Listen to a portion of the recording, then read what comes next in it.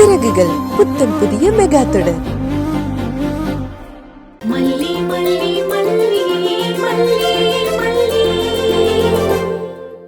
கதிரேசன் நீங்க வந்து மாப்பிள்ளையும் வெண்பாவும் இல்லாத இந்த வீட்ல நீயே இருக்க, வெளியில போன்னு சொல்றாரு. ஒரே நாள்ல உலகமே எனக்கு எதிர மாறிடுச்சு தீபன் சார். மல்லி, இப்போ உங்க சிச்சுவேஷன் ரொம்ப வர்ஸ்டா தான் இருக்கு. நான் இப்பவே போய் விஜய் பாக்குறேன், நிச்சயமா அவர்கிட்ட பேசுறேன். சீக்கிரமா விஜய் வீட்டுக்கு வரதுக்கு ஏற்பாடு பண்ணுவோம். அவர் வந்துட்டாருன்னா அப்புறம் எல்லா பிரச்சனையுமே சரியாயிடும். நான் இன்னைக்கே போய் பாக்குறேன். சீக்கிரம் விஜய் கிட்ட பேசுங்க சார். அவர் எப்படியாவது வீட்டுக்கு வர ஏற்பாடு பண்ணுங்க. எனக்கு இந்த சமயத்துல உங்ககிட்ட பேசுறது மட்டும்தான் நம்பிக்கையா இருக்கு. நான் உடனே இன்னைக்கே போய் அவரை பாக்குறேன். நீங்க வருத்தப்படாதீங்க, சரிங்களா? ப்ளீஸ் கொஞ்சம் நம்பிக்கையோட இருங்க.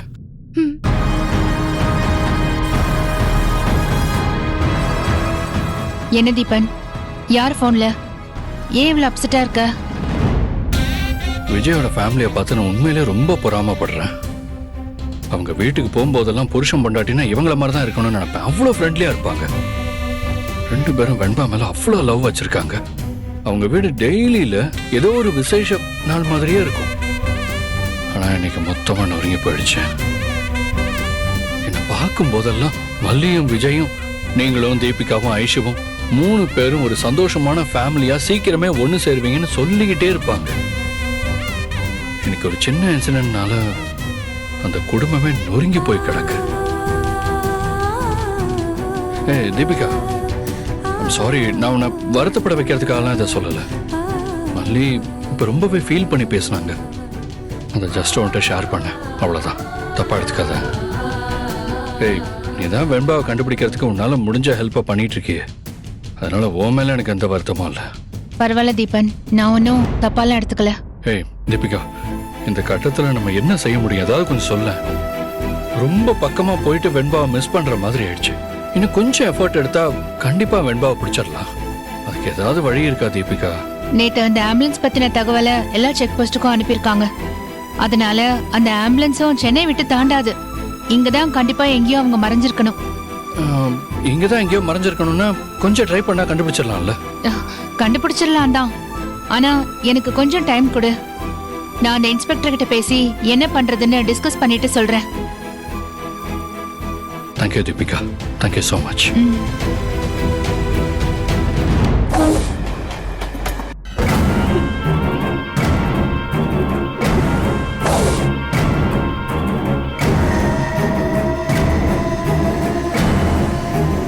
டேய், இந்தா பிடி. இந்தா பிடி. பிடி. சாப்பாடு வர்றதுக்கு கொஞ்சம் லேட் ஆகும். அது வரைக்கும் இந்த பிஸ்கட்டை சாப்பிடுங்க. யாரும் சாப்பிடாம இருக்கக்கூடாது, புரிஞ்சுதா? உங்களை வாங்குறவங்க எலும்புந்தோளுமா இருந்தா வாங்க மாட்டாங்க, புரியுதா? ஒழுங்கா சாப்பிடணும், புரியுதா?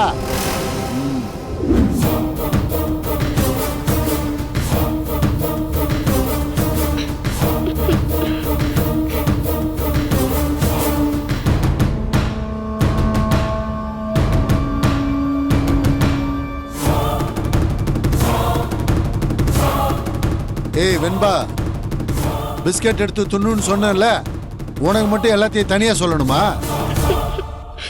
ஏய், ஏன் அழுவுற? எனக்கு ஃபீவர் அங்கிள். ஃபீவரா இருக்கா?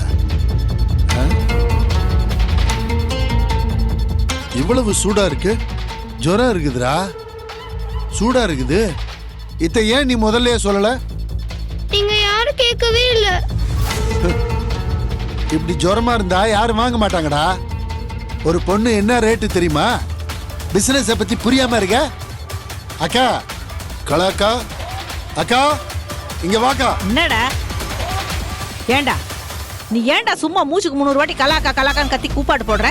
வேணா கலா மாமின்னு கூப்பிடுவா இல்ல கலா சித்தின்னு கூப்பிடுவா? நீ ஒன்னும் கூப்பிட வேணாம். கொஞ்ச நேரம் தொணக்காம அமைதியா இரு, அதுவே போதும். ஐயே, எனக்கு மட்டும் உங்ககிட்ட பேசணும்னு ஆசையா என்ன? இங்க பொழப்புக்கு பங்கம் வந்துரும் போல, அத சொல்றதுக்கு தான் கூப்பிட்டா. ரொம்ப சலிச்சுக்கிற. என்னடா பங்கம்? பிள்ளைங்களை தமிழ்நாட்டுல இருந்து ஆந்திரா வரைக்கும் கூப்பிட்டு வந்திருக்கோம். பங்கம் வந்துருச்சுன்னா? இங்க ஒரு பிள்ளைக்கு ஜுரம் வந்துருக்குது. ஜுரத்தோட கூட்டு போனா வாங்க மாட்டாங்க, தெரியுமா? தெரியாத உனக்கு? யாருக்குடா ஜுரம்? இதோ முன்னாடி உட்காந்துருக்கு இந்த வெண்பா, இதுக்குதான். யாரு? அவ சொன்னாளா? டேய், அவ ஒரு சேட்டை பிடிச்சவடா. அவ எதையாவது பண்ணி எஸ்கேப் ஆகலான்னு நினைப்பா. அவ பேச்செல்லாம் கணக்குல சேர்க்காத. ஐயா, நான் தொட்டு பார்த்தேன்ற, நீ வேணா தொட்டு பாரு, உடம்பு அனலா கொதிக்குது.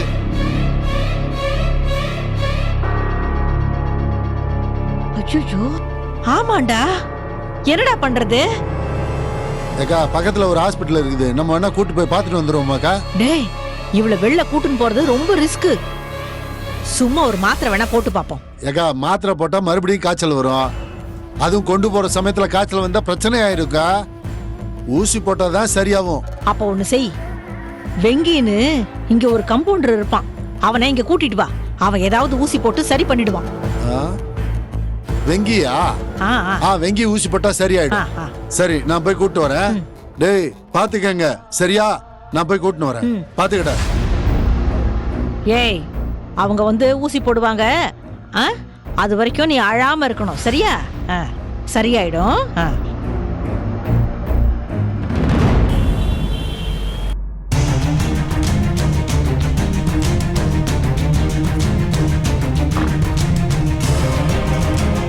ஏய், விஜய், என்ன ஆச்சு? என்ன இவ்வளவு பெரிய கட்டு போட்டிருக்காங்க? நான் ஏதோ சின்ன அடி தான் பட்டிருக்கோன்னு நினைச்சேன். கொஞ்சம் பெரிய அடிதான் தீபன். இல்ல, நீங்க ஹாஸ்பிடல் போய் கால் பண்றேன்னு சொன்னீங்களா? உங்ககிட்ட இருந்து கால் வரலன்ற உடனே சரியாயிடுச்சு போலன்னு நான் நினைச்சேன். மல்லி சொல்லிதான் உங்களுக்கு பிராக்சர் ஆயிருக்குன்னு எனக்கு தெரியும். யார பத்தியும் பேசாதீங்க தீபன், அதை விடுங்க. விஜய், 1-2 நாள்ல சரியா போற விஷயத்த இப்படி ஜென்ம பகை மாதிரி பேசுறீங்களே. விஜய், நாளைக்கே கூட வெண்பா கிடைச்சிருவா. அதுக்கப்புறமும் நீங்க மல்லிகிட்ட இப்படிதான் நடந்துப்பீங்களா? என் பொண்ணு சீக்கிரம் கிடைச்சிடணும்னு நான் கடவுள்கிட்ட வேண்டிக்கிறேன் தீபன். ஆனா என் பொண்ணு கிடைக்கிறத மட்டும் லேட் ஆச்சுன்னா எனக்கு உங்க மேலயுமே கோவம் வரும். நீங்க அந்த இடத்துல இருந்தும் தானே என் பொண்ணை தொலைச்சிங்க. விஜய், நடந்த விஷயத்த நீங்க கொஞ்சம் சரியா புரிஞ்சுக்கணும். நானும் மல்லியும் வெண்பாவை எக்ஸிபிஷன் கூட்டிட்டு போயோ இல்ல பீச்சுக்கு கூட்டிட்டு போயோ தொலைக்கல. ஐ மீன், அங்க நடந்த எதுவும் எங்க கேர்லெஸ்னஸ்னால அது நடக்கல. உங்களுக்கும் மல்லிக்கும் வேண்டாதவங்க யாரோ இதை திட்டம் போட்டு பண்ணிருக்காங்க. அண்ட் நடந்த விஷயத்த அனலைஸ் பண்ணி பார்த்தா இது வெண்பா வீட்டுல இருந்தா கூட நடந்திருக்கும். இது சைல்ட் மிஸ்ஸிங் இல்ல விஜய், கிட்னாப். இதை நீங்க வேற மாதிரி தான் பார்க்கணும். எங்களுக்கு வேண்டாதவங்கன்னா உங்க மிஸ்ஸஸ் மட்டும் தான் தீபன். தீபிகா வேற ஒருத்தங்களா இருந்திருந்தா அவங்க போலீஸ் இன்ஸ்பெக்டர்னு கூட இந்நேரம் நான் பார்த்திருக்க மாட்டேன். அவங்கள என்ன செய்யணுமோ அதை செஞ்சு இந்நேரம் என் குழந்தைய நான் மீட்டிருப்பேன். அவங்க உங்க ஒய்ஃப்ங்கிறதுனால தான் என்னால சிவியரா நடந்துக்க முடியல. தீபிகாவை அதை யூஸ் பண்ணிக்கிட்டு நல்லா தெளிவா எஸ்கேப் ஆகிட்டு இருக்காங்க. விஜய், இந்த விஷயத்துல தீபிகா மேல எந்த தப்பும் இல்ல. தீபிகா அதுல இன்வால்வும் ஆகல. இன்னும் சொல்ல போனா தீபிகா நமக்கு வெண்பா கிடைக்கணுங்கிறதுக்காக நிறைய ஒர்க் பண்றா. இன்ஃபர்மேட்டிவா பேசிட்டு இருக்கா. அந்த கேங் சம்பந்தப்பட்ட டீடைல்ஸ் எல்லாம் கலெக்ட் பண்ணிட்டு இருக்கா. அந்த கேஸை பாக்குற இன்ஸ்பெக்டர் கிட்ட இந்த கேஸை எப்படி ஹேண்டில் பண்ணணும்னு கூட டிஸ்கஸ் பண்ணிட்டு இருக்கா. நிச்சயம் தீபிகா வெண்பாவை மீட்டு கொண்டு வந்துருவா விஜய். இப்ப கூட அவளும் என் கூட வந்து உங்களை பார்க்கணும் தான் சொன்னா. ஆனா நான் தான் நீங்க கம்ஃபர்டபுளா ஃபீல் பண்ண மாட்டீங்கன்னு சொல்லி அவளை விட்டுட்டு வந்துட்டேன்.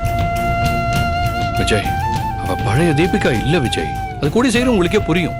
நீங்க என்ன வேணாலும் சொல்லுங்க தீபன், என் உள் மனசுல சில விஷயங்கள் படுது.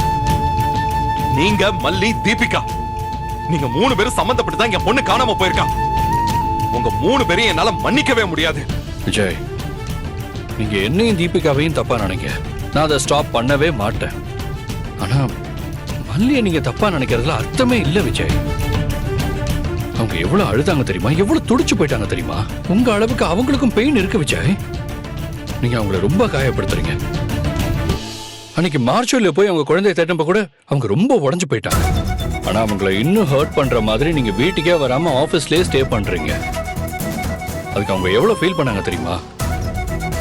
செத்து போயிடலாம் போல இருக்குன்னு என்கிட்ட சொன்னாங்க. தீபன், உங்க யாருக்கும் நான் எவ்வளவு அழுறேன்னு தெரியாது, எவ்வளவு காயப்பட்டிருக்கேன்னு தெரியாது. இவ்வளவு கால் வலியோட கூட என்னால இங்க இருக்க முடியல, ஹாஸ்பிட்டல்ல படுத்து இருக்க முடியல. என் பொண்ணை பத்தி சின்ன தகவல் கிடைச்சிராதா நான் போய் அவளை மீட்க மாட்டானா நான் தவிச்சுக்கிட்டு இருக்கேன். ஆனா நீங்க சம்பந்தம் இல்லாததெல்லாம் பேசிக்கிட்டு இருக்கீங்க. உங்க மேல எனக்கு கொஞ்சம் மரியாதை இருக்கு, அதனால இங்க யார பத்தியும் பேசாதீங்க. நான் என் பொண்ணை பத்தி மட்டும் தான் நினைச்சுக்கிட்டு இருக்கேன். நான் தனியா அமைதியா இருந்துகிட்டு இருக்கேன். Please leave me alone Deepan. Vijay, நீங்க என்ன சொன்னாலும் நான் போக மாட்டேன். நான் இங்கே இருந்து உங்களை டிஸ்சார்ஜ் பண்ணி வீட்டுல கொண்டு போய் விட்டுட்டு தான் போவேன். அதனால நீங்க ரெஸ்ட் எடுங்க, நான் பேசாம இங்கேயே உட்காந்துருக்கேன்.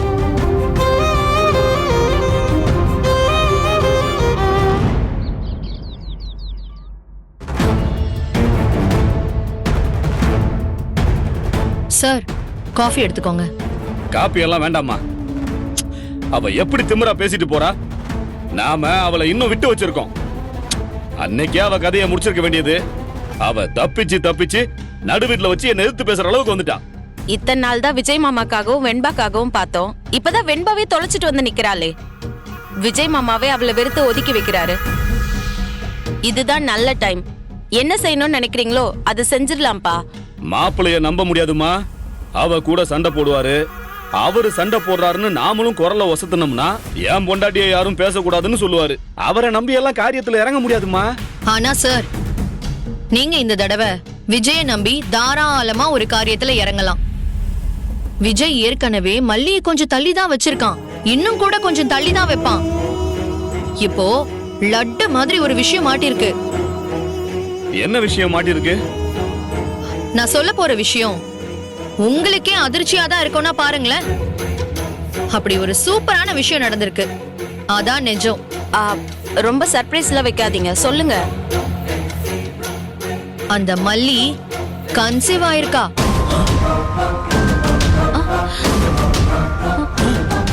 என்னம்மா சொல்ற? கன்சீவ் ஆயிருக்காளா?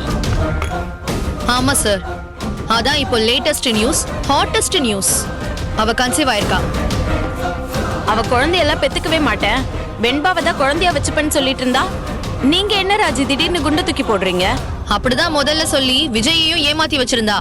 ஆனா இப்ப எல்லாரையும் வீட்டை விட்டு துரத்திட்டால, நல்ல ராணி மாதிரி உக்காந்துட்டால, அதான் அடுத்த கட்டத்துக்கு தயாராயிட்டா. இது நடந்து எவ்வளவு நாளுமா இருக்கும்? ஒரு 4-5 நாளைக்கு முன்னாடி திடீர்னு ஒரு நாள் மயக்கடிச்சு விழுந்தா. அன்னைக்குதான் விஜய் அவளை ஹாஸ்பிட்டல் கூட்டிட்டு போயிருக்கான். எனக்கு தெரிஞ்சு அப்பதான் இந்த பிரெக்னன்சி கன்ஃபார்ம் ஆயிருக்கும்னு நினைக்கிறேன்.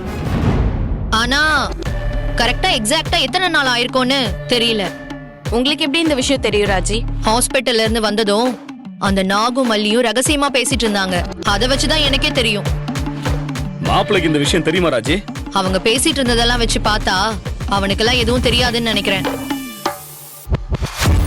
இப்ப வெண்பா காணாம வேற போயிருக்கால, அதனால அவன் கிட்ட மெதுவா சொல்லலாம்னு முடிவு பண்ணிருப்பாங்க. கேவலமா இருக்கு. தாய் இல்லாத பிள்ளைக்கு தாயா இருப்பேன்னு சொல்லி கல்யாணம் பண்ணிக்கிட்டு இப்ப அவ குழந்தை பெத்துக்கலாம்னு நினைக்கிறாளா? அவளுக்கு ஒரு குழந்தை பிறந்தா அதே மாதிரி நம்ம குழந்தையும் பாத்துப்பாளா? இந்த வீடியோ உங்களுக்கு பிடிச்சிருந்தா லைக் பண்ணுங்க, ஷேர் பண்ணுங்க, காமெண்ட் பண்ணுங்க.